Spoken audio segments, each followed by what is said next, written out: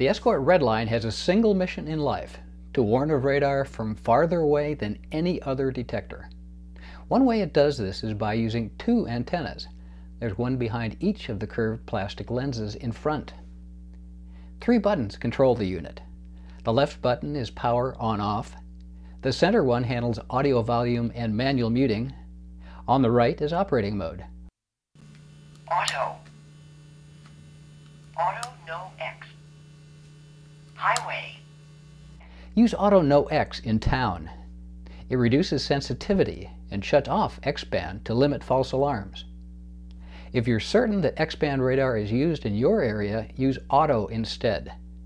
It still reduces sensitivity, but it leaves X-band on.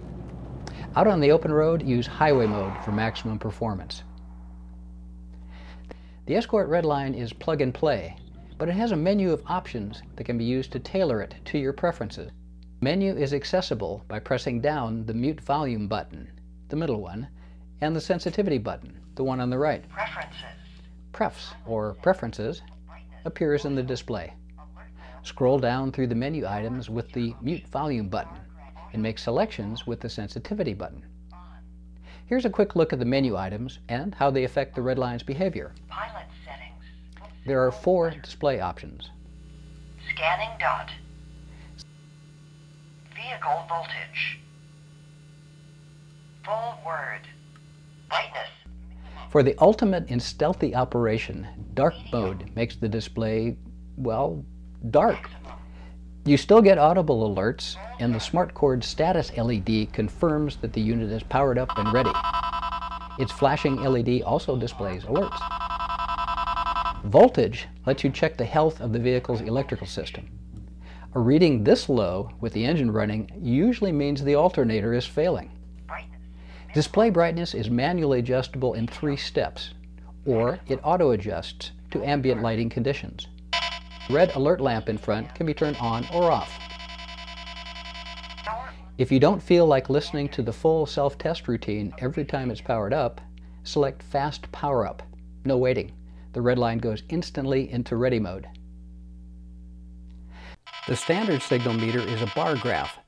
As the radar gets closer, the bar graph rises, and the audio beep frequency also increases.